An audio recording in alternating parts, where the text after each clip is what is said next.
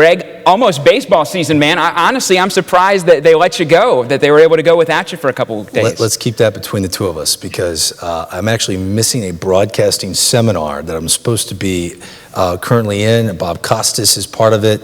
All of it, Jim Cott, John Smoltz, Matt Vasgersian, Harold Reynolds, getting ready for opening day. And that's coming Monday. But once I told them that I was coming here for this, you got to leave me alone. This is a once-in-a-lifetime honor. I love my alma mater. I think they'll be okay. I may have to do a couple extra quick pitch shows after I do a 10-to-1 to make up for it, but it's all good. Well, good. Well, we're glad to have you here. We're going to get into some of your bio. We're going to talk about Lindenwood. We're going to talk about what you would tell young broadcasters. I know you enjoyed doing that. And we'll start in the late 90s. You graduate just down the road from high school, St. Charles High Pirate. And you go to Scuff for a year. Now, to me, Greg, I mean, you're a broadcast guy. It's pretty clear you love baseball, you love broadcasting, but that to me doesn't scream somebody who said, yes, I'm locked on this right now. Were you in love with broadcasting when you graduated high school? You know, it's weird. My dad was a welder, worked at a factory, and my mom was a nurse. And I remember telling my dad, hey, I'm going to be graduating soon. Can you put in a couple words at Hussman Refrigeration? Because I'll probably need a job. And my dad said to me, he goes, you know, Greg, you don't want to work in a factory like me. Look at burn holes in my arms. What you want is one of those cool office jobs. I was like, okay, well, how do I get one of these cool office jobs? I didn't know. I mean, I really didn't have any vision for my future when I was at St. Charles High. I was an athlete. I got seriously injured, a major knee injury playing football, and I didn't know what I was going to do. And I had one teacher at St. Charles High that was a game changer for me. His name was Dr. McKitty. And he pulled me aside. He was my speech teacher. He coaxed me into doing school plays and told me I had talent. And he's like, you're a performer. You need to be up on a stage. You need to do something where you're speaking to people. I thought he was crazy. But I did a couple plays. I had a lot of fun doing a couple plays. My speeches were hilarious, at least in my eyes. And I got a lot of attention for it. I got a really bad ACT score. I was a C student, and I didn't know what I was going to do, so I went to St. Charles County Community College for a semester, and I realized, wow, if I could just get accepted to a university, I would never take it for granted. And Lindenwood University rolled the dice on an average student with a bad ACT score, and I walked around this campus. To me, it was Harvard. First off, when you drive in, you see the trees, you see the old buildings. Everyone else wanted to bring up the bad. And all I wanted to talk about was the good. I didn't think I deserved to be here, Brett, at all. So I never took it for granted. I loved KCLC and the little basement radio station that we operated in. I lived there. I made all my friends there. And now I have one of those nice, cushy office jobs that my dad was talking about back years ago. Well, it's been a while since you've been able to be on campus. Obviously, you're very busy. But there's a couple things people complain about. Most people love the school. I'm like you. I'm out front waving the LU flag. Yeah. But people complain the food, the internet, and then co-ed dorms is something that people don't like, that the dorms aren't co-ed. And I heard a rumor. I want you to clear it up. Is this part of why you picked Lindenwood? Because you couldn't be in the girls' dorms? Is Yes, that for real? That is absolutely You're 18 years old and you can't be in the girls' dorms. Brett, That's what excites you're going to learn something in your broadcasting career. Know your weaknesses, okay? Brother, don't I know it? I knew that I like to have a good time. I love to go partying, and I was a flirt. And I mean, there's a reason I got married at the age of 22, okay? I knew my wife since she was 19. I had a good time, and I always wanted to have fun. This school gave me the structure. I could have probably gone to one of the state schools, not the University of Missouri or anything like that, but there was a focus here. And for me, it kept me on the highway in my head to success. Other schools that give more freedom, if you will, there are many more exits. You can get off the highway. You can have a little fun over here, you can have a little fun over there. Not at Lindenwood, not when I came here. So that was actually a good thing for me. And I just decided to make my social life be what I was going to eventually do for a living. And that was radio, and it was TV. And all of my friends became the people that had the same interests as me. And it kept me on the right track. It really did. There's a professor who loves to tell a story, favorite Greg Amsinger story, and there's a lot of them, but this one, they just talk about your work ethic. And a lot of the time in college broadcasting, believe it or not, everybody wants to be Greg Amsinger, but they don't want to put the work in. And I know you've seen that before when you were on this side, but somebody talks about before you first were enrolled, the summer before, I guess, maybe after your first semester, you walked into KCLC and said, give me an air shift, every day, 5 days a week. Talk about your work ethic for me and why that was important to get you to where you are right now. Well, I go back to that fact I didn't think I belonged. I couldn't believe that I could walk right in and do a radio show, and I couldn't believe all the students that were here didn't want to do a radio show 5 days a week. I didn't understand that. It's like, you'd be on the radio, why not? So I walked in, I told Glenn Cerny, I was like, hi, nice to meet you. And he goes, oh, you got a good voice. I was like, hey, you do too. And he goes, well, let's get you on get you a couple air shifts. And I go, well, can I do Monday through Friday? I'll do a morning show, Monday through Friday. How about that? And he goes, whoa, whoa, whoa. Do you know what you're getting yourself into? And I go, yeah, come on. He goes, how about this? Let's give other kids an opportunity to do a morning show. And that's just, honestly, that's who I am. I just tried to coax my CEO into letting me do MLB Tonight from 8 p.m. to 1 a.m. on days where we don't have games at 7. I'm a psycho. I love working. I love being on the air. I love it. Broadcasting is such a special thing to do. And not so many people, it's a bucket list gig.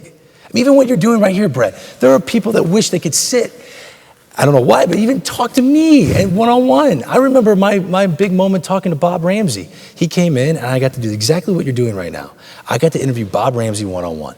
And I was like nervous about it. I did all my homework, I read his bio, and I sat down and I came home and I told my mom and my dad, I was like, you don't understand, it was the biggest day ever for me.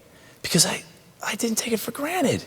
It was so cool. So I wanted to be on the air. And the other reason I have the work ethic that I have, my parents have a lot to do with that. They both worked really hard. They knew two things in life: work hard and love. So they worked hard, and the key to that was they worked hard effortlessly. My mom would come home after working 10 hours straight, and the last thing she wanted to do was give 5 boys a haircut.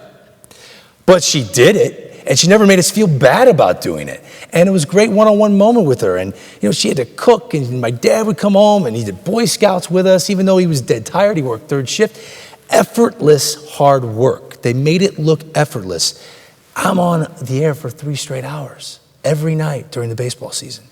I have the same vibrance 2 hours and 59 minutes into that show as I had in minute 1. I don't get tired because this could be my last show. Who knows? Tomorrow's not guaranteed. Love it. Love life. So I work hard because my parents, their life is defined by their kids. They love all 7 of us. And I decided, you know what? That's what I'm going to do. I'm going to work hard. I'm going to make it look like I'm not working hard. And I'm going to love the industry. And that's what I did. I love this business. I love doing what I do. I love talking to young people like you about what I do and what they can do with their careers. It is a great work ethic that I have. I'm proud of it, but it doesn't feel like a work ethic. I'll put it that way. This show we're taping now, Lion Pride Sports, adapted from a show called SportsScope. That's right. That you began when you were here. You produced it, you anchored. You were a radio guy when you showed up, and for a long time, Lindenwood was a radio school. It really now is well-rounded in communications, TV included. Our studio over here is phenomenal. Was that a necessity, or were you just looking to have some fun when you first got in front of the camera? I was fixated on all the people, the pros that came in to talk to us about what they did for a living. And I don't want to say it's about money, but I did go, okay, so how much can you make doing radio? How much can you make doing television? And I would ask all the inappropriate questions to these professionals. I wanted to know, how much money can you make? So that I quickly realized that there's more money in TV. It is what it is. So I was like, okay, let me try that. I want to try television. But at the time, you could take a course, and there was a newscast. But I just felt like that wasn't who I was. If I was going to be on television, I had so much success at an early age. I won a national play-by-play award my sophomore year at Lindenwood. And I knew that if I could just talk without just reading a teleprompter, my chances would go up. Because a lot of kids go to Syracuse and they go to these big schools where they get really good at reading a teleprompter. I need something that I can showcase my personality. I can showcase my love for sports, do something out of the box. And I'm not kidding, Brett.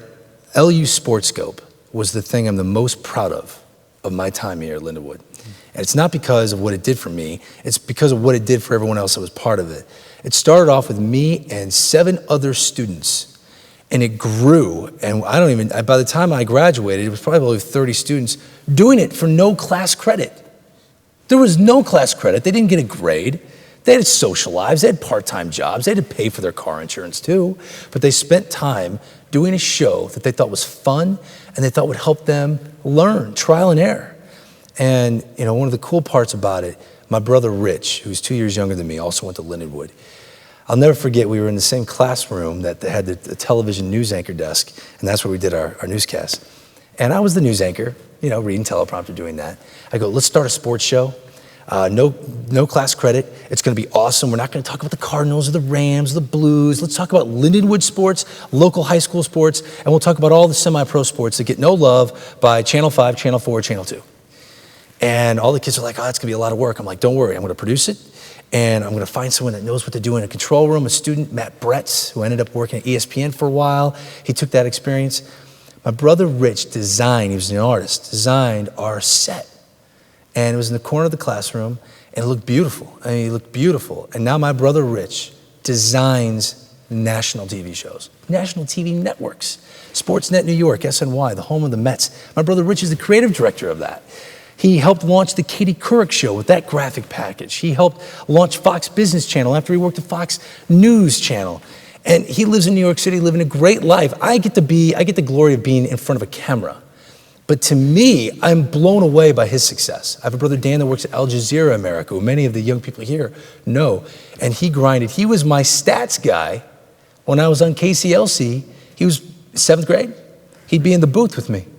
We all loved it. We all thought it was a dream because we loved watching sports on television, listening to it on radio. The fact that we could be part of it in any way, who cares who's watching? It doesn't matter. Have fun.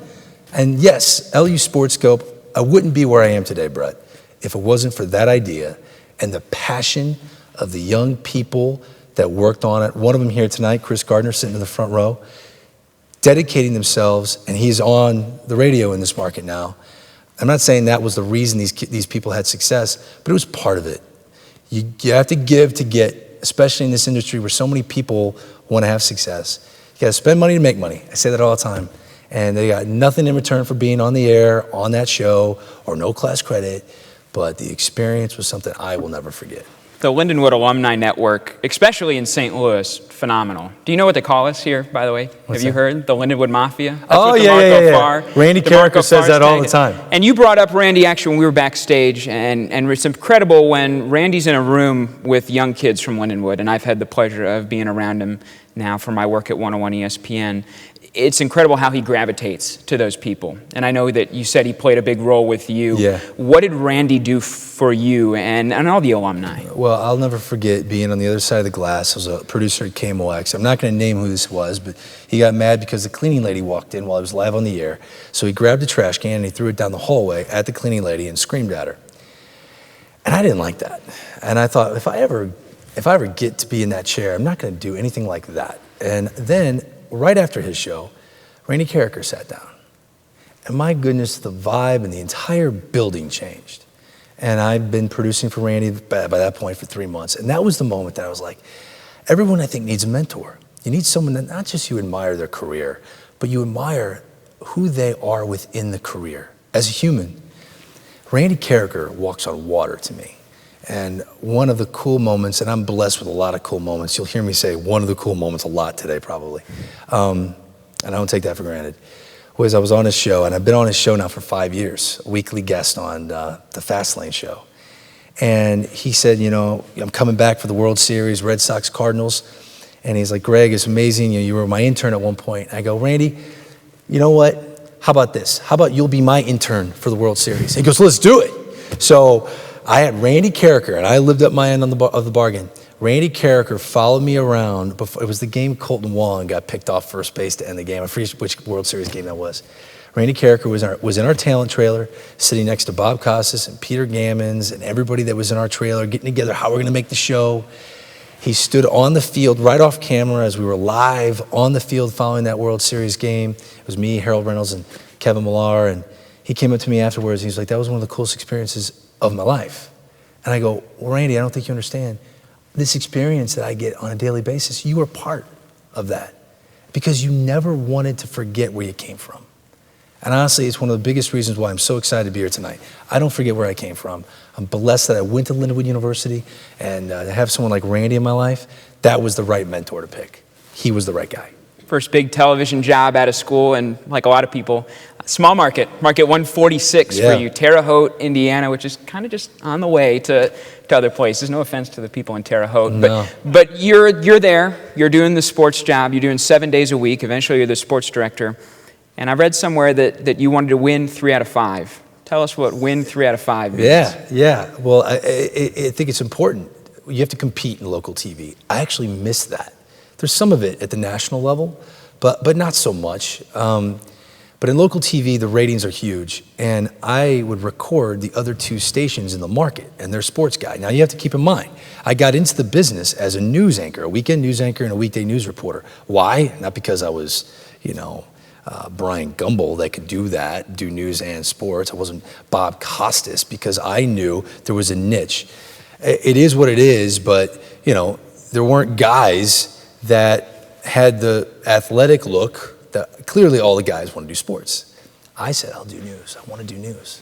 That's weird. That's not normal. So a news director said, yes, I'll hire you. I said, eventually, I want to do sports. Well, after I got the job. Well, she made me the sports director, ruffled feathers. She did not value sports. Matter of fact, she hated sports. And my sportscasts were 2.5 minutes at 6 compared to 4 for the other 2 stations. At the 11 o'clock, which was the most watched show, I had 3 minutes, whereas they had 5.5. I had 0 camera guys that worked with me. They had 3. So I had to figure out a way to compete by myself against sports departments that were in the same market. And I realized my goal there was not to make people like me. Sometimes the best thing you can do is make people hate you. You got to get people talking about you. You got to get people to call the station and complain about you sometimes. I had to compete.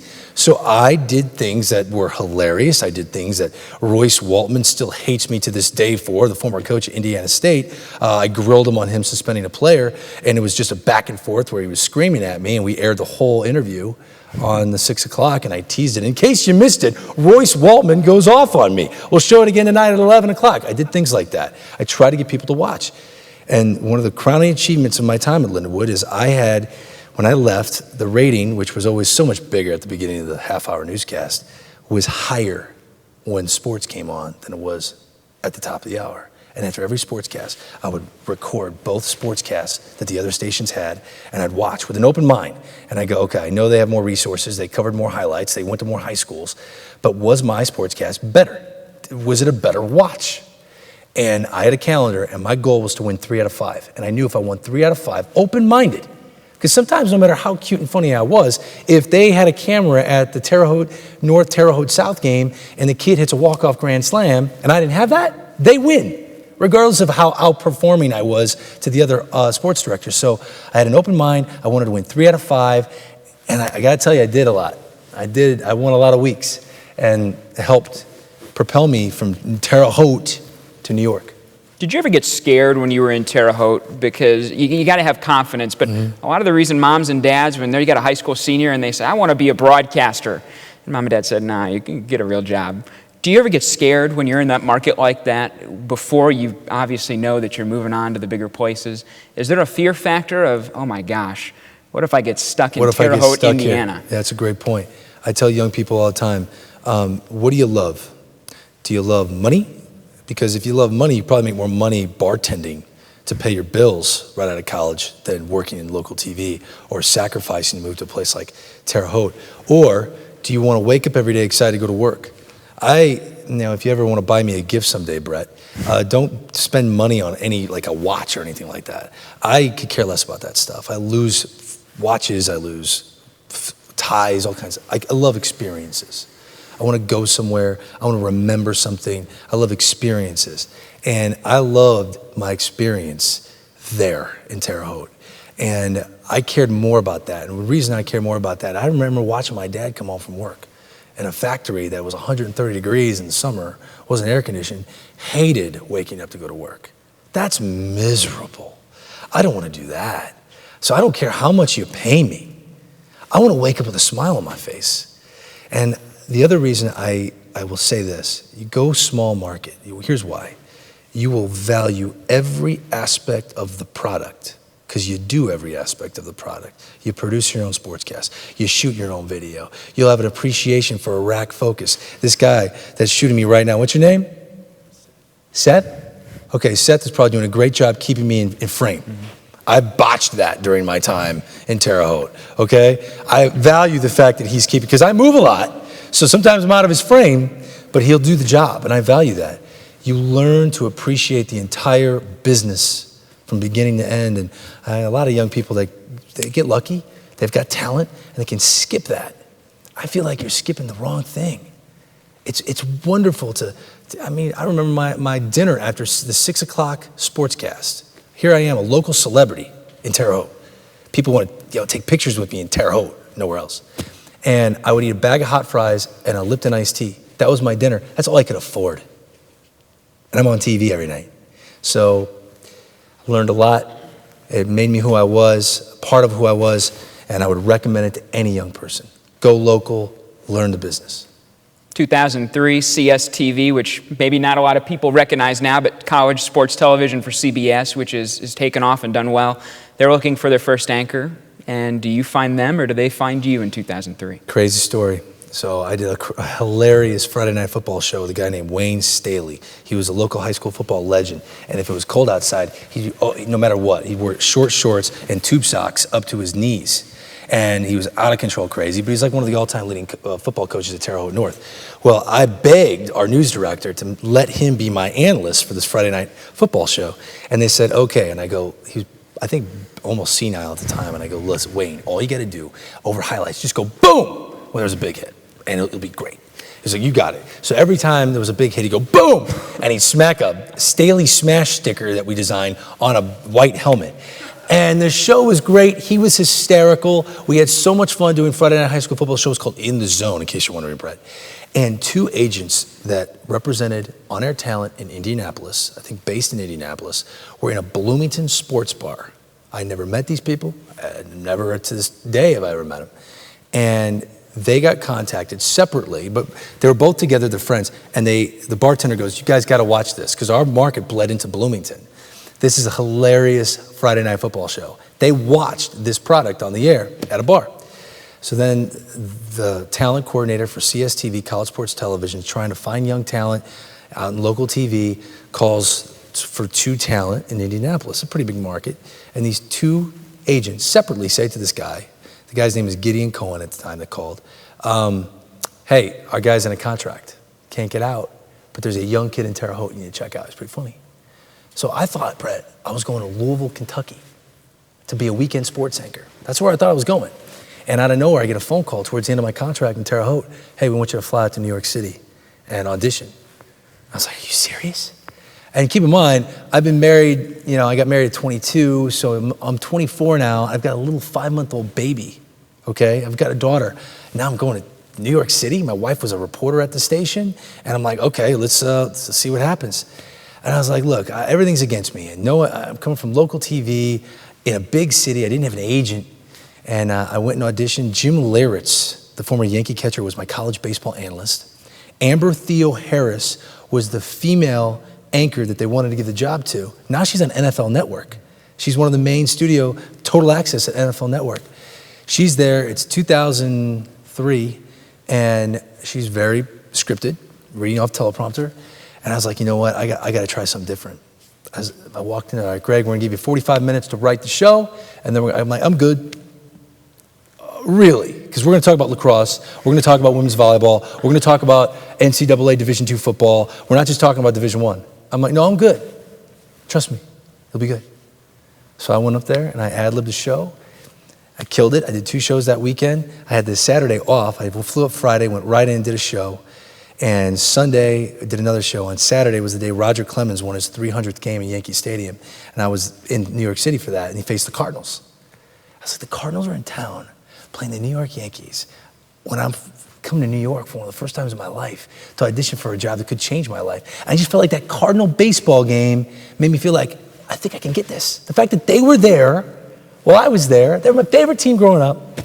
And yeah, I ad-libbed and made it happen, and I got the gig. When you got off the air after you'd ad-libbed that first one, obviously you're confident, but when you get off, somebody walks up to you and they say? I'm trying to remember this story. Someone walked up to me. Because I have to imagine, I mean, that they were pleased, obviously, but... Oh, John Gerstel, yeah. John Gerstel, who's he's had a successful career. He walks up to me and was basically stunned. I think everyone expected me to be bad by the reaction I got, so it was like a quiet satisfaction. And it was almost like they were looking for a reason not to like me, because you're looking for someone to launch a new network with a bigger profile than a guy that was in Terre Haute, Indiana, right? But they knew that the content was going to be difficult to sell. It's women's soccer, NAI sports, to a national audience. I love all that stuff, but how are you going to really make it happen nationally? So it wasn't as cheery rah-rah as you may expect. I didn't get a cheery rah-rah feeling when I auditioned at MLB Network. Matter of fact, when MLB Network launched, I was the only guy that wasn't on the air the first week. I was the only on-air person they hired that wasn't connected to a Major League Baseball team in some facet. Didn't work for them as a sideline reporter or a studio pre- and post host, or was a former player. I'm not a press release, Brett. I never was. As my career continues to take off, maybe that will happen. But they all knew that I could do the job. So I got over the fact that I don't have a name you know or you may remember, but just let me host your show. It'll be good. It'll be good. So yeah, it wasn't as whoa as you may have thought, because I think they were hoping that I wasn't very good, so they could give it to a guy that maybe was at ESPN instead.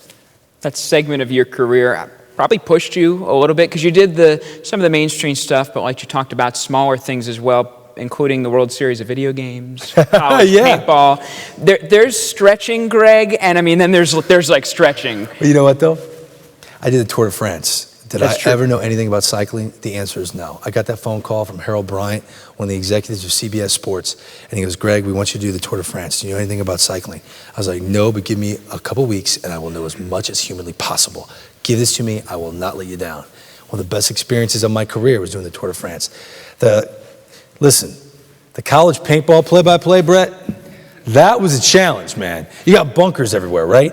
And to this day, one of the great athletic achievements I've ever witnessed in my life, this is kind of off track a little bit. I'll wrap it in 30 seconds. Florida is taking on Ohio State for the national championship. I'm up scaffolding to do play-by-play with B. Youngs, who's a professional paintball player, which I didn't know existed before I did this. And I'm watching, and the way it works is, it's like paintball. You're getting shot and you're out. Well, there were 5 guys left for Ohio State, and the sniper of Florida, who's 6'6" and weighed 270 pounds, huge guy, but a great eye. He basically would just stay in the very back. He never moved. National championship. He's the last guy. He doesn't have any paint on him. So he's like, I got to go for it, right? He went for it. He ran. Sprinted, it's capture the flag, right? Sprinted with all these guys shooting at him. They all missed a 6'6", 270-pound kid. And he's shooting them all as he's running by. And I'm like, this is one of the great moments ever. No one cared. It aired on TV. But I loved it. I loved it. And listen, that's what it's about, man. Enjoy the moment. I've done great lacrosse, women's volleyball, the World Series of video games. I thought was, this is going to be a drag. It was so cool. I don't know. I'm open-minded. Baseball comes easy to me after everything I've done, because I think I know something about Derek Jeter. I've heard of Albert Pujols' name. Everybody's a household name. It's fun and easy, but it took a while to get there, and you got to love any opportunity. Say yes to everything, Brett. Say yes. If the Tiddlywinks Championships is going to be aired on NBC and they want you to do play-by-play, say, I will know everything about whatever Tiddlywinks is. I'll know everything about it. 2009, MLB Network's getting ready to form. So second time now in 6 years that they're looking to start a network, and they find you. How do they find you this time around? Well, that's a good question. Tony Petitti was executive producer of CBS Sports. When CSTV was purchased by CBS, he renamed it CBS College Sports Network. He would sit in the mothership during the NCAA tournament, and this is back before the Turner Sports deal, where you could watch every game on every channel. And he was the one that decided when to go from game to game to game to game. So that was his major decision. And he sat with a little monitor and would check on the little sister station, CBS College Sports, which would air 7 straight hours of coverage doing live looks of all the NCAA tournament games. I was that guy. I was not allowed to go to the bathroom for 7 straight hours. I would host from the studio, and I would go inside all the NCAA tournament games doing play-by-play on a whim. And they would rotate every 2 hours, different college basketball coaches that got bounced from their respective schools or tournaments, maybe in some cases schools because they got fired, and they're available. And I would sit there for 7 straight hours, do live looks. Well, that same guy, Tony Petitti, became the CEO of MLB Network. And he knew what he wanted that network to be, which was live looks of all 15, sometimes, baseball games. And you need someone that has the ability to just wing it, because you can't script that format. You can't. And he saw what I did there at CBS College Sports, and he took me with him. And I was so happy he did. It's a dream job. That's a hard thing to do, I'm sure, to have 15 games going on and you're going to drop in. You've got to know everything. But also, you've got a family at home. Mm-hmm. You're a person, you're a human being, yeah. So you've got other things going on too. How do you stay ready to be there and to say something insightful 15 games up and down, 162 nights a year? The definition of success, I say this all the time, is consistency. And on a show like MLB Tonight, which we're all so proud of, we just found out yesterday that we're nominated for the best daily studio show nationally. For the 5th straight year we've been nominated. We're looking for our 4th straight victory. Wow. Which is, when you think of the shows that are national, Sports Center, Pardon the Interruption, inside the NBA, that's all big time. So we take a lot of pride in the fact that we've won that award. I guess to answer your question, you got to figure out a rhythm to your life, because you're on so much and you're on so long that you'll be miserable if you don't have a rhythm to your life. People think, man, that's rough. You're on 10 to 1. You're missing your kids a lot. My kids are in bed by 8:30 or 9. I have dinner with them. My meeting is at 6 p.m. before the games start. I've got an incredible research department that they give me so much detail on every single game. I get almost a 100-page research packet every single day. And what I do is I go through, I read the whole thing, and I highlight what I'm going to use on the show and what I'm not. I don't highlight that. I don't want to try to memorize everything. I've got a system. So let's say Adam Wainwright is starting for the St. Louis Cardinals. They give me a page, and there are 7 bullet points about this game for Adam Wainwright. I'll write Wainwright and then write like a stems to all those bullet points, highlighting the ones I think are the most important. And then in the meeting, we basically have to produce a show that's getting ready for anything that could happen. So the night Derek Jeter, the day he reached his 3,000th hit, we got to blow that out. We got to do 2 segments with historical perspective. We're sitting there and we help produce the show in many ways. It would be a grind, and you would find yourself miserable if you didn't have an amazing family at home that understood what you were trying to do. I've got a wife that worked in the business. She gets it, and I'll never take that for granted. I don't miss that much of my kids' lives. I try to race home and go to bed, so I'm awake around 9 a.m., and I'm at the pool with the kids. I'm in the sun with the kids every day. So I don't mind it that much. You gotta be a happy person away from the set to be a happy person on the set. And that is why they can work me as much as they do. What have you learned since you got to MLB Network as a broadcaster? What has the place taught you, or how have you become more well-rounded from being there? There's a difference, and remember this, Brett, there's a difference between on air, a lot of young people want to be on air, and on-air personality. On-air personality gets you paid. You may get a job being on the air, but you'll have a career being an on-air personality. Who are you? What makes you tick? What do you like? What do you not like? The show is never about you, but don't forget who you are while you host the show. I don't understand. I say this to a lot of the young people that we hire sometimes. And I go, well, I was watching the show, and we have a kind of a sports bar network where you go to any sports bar, MLB Network's on. It's one of the channels that's on, but you're not listening to just MLB Network in the sports bar. But if I'm in a sports bar and I'm watching one of our hosts, they should not, if you take away the graphics that talk about baseball, you take away all the video that's behind them that you see spring training footage of Giancarlo Stanton, I'll use that as an example. Take all of that away, and you try to guess what network they were hosting on. I should know it has something to do with sports. I should be able to just look at the human and go, man, he's having fun. I know he's not on CNBC talking about the stock market right now. I know he's not on CNN talking about a missing plane. Do you know what I'm saying? Like, I can tell he's talking about something that's happy, that's fun.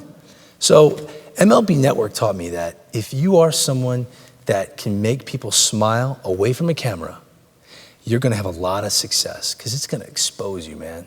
You're on for 3 straight hours. There's not a word I say that's written. I've got a lot of chaos that goes on in my earpiece.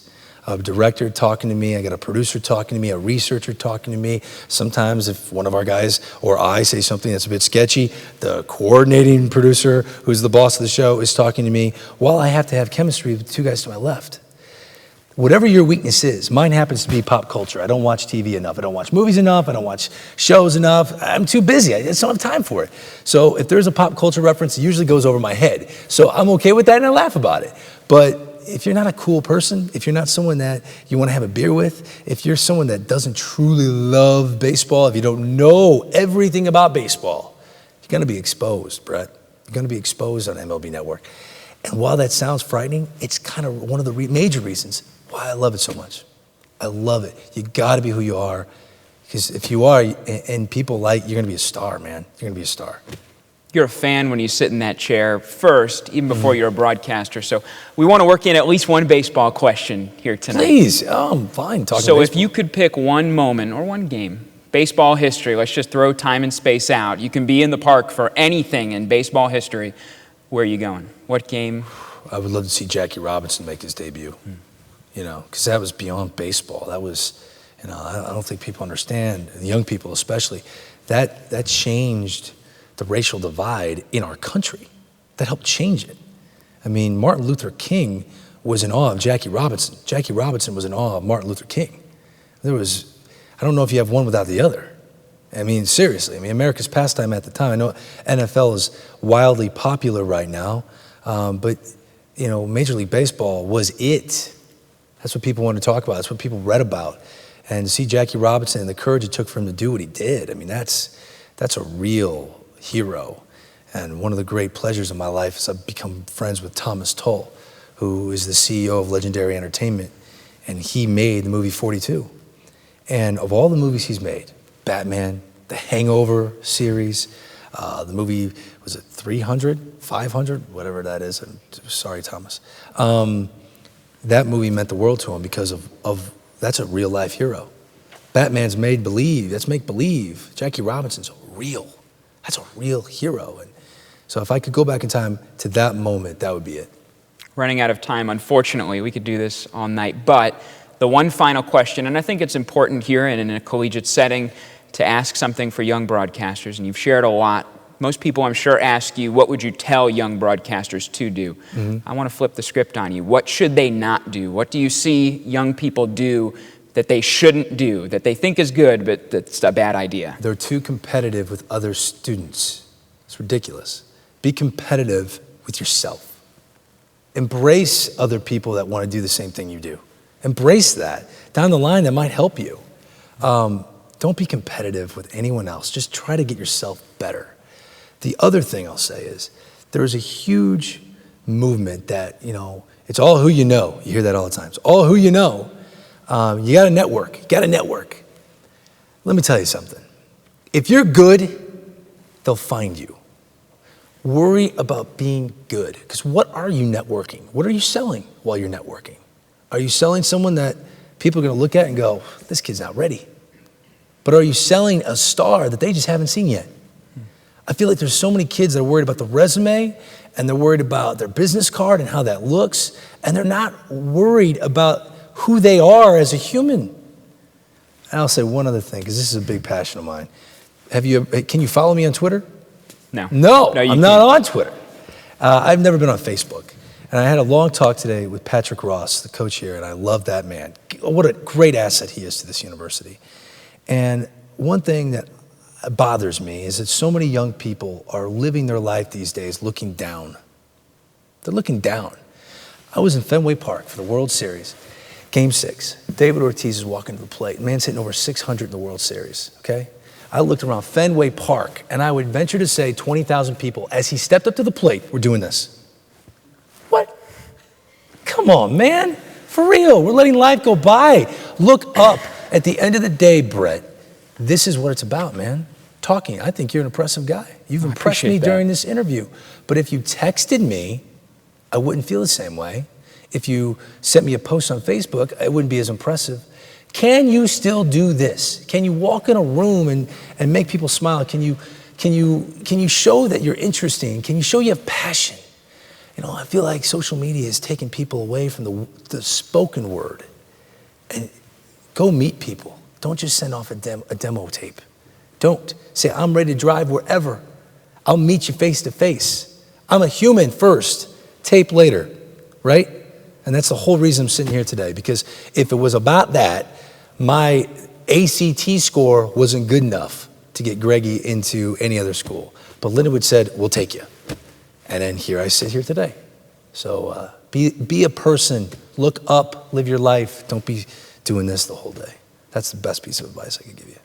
Good advice, and we appreciate your time. So close to opening day. Seriously, impressive that you could be here. My life's I'm about to say goodbye to the kids again. And they'll get taller, but I love opening day. I love the hectic pace of it, man. I really do. I don't take it for granted, not at all. We're out of time for this week on LPS. For Greg Amsinger, my name is Brett McMillan. Until next week, this has been Lion Pride Sports.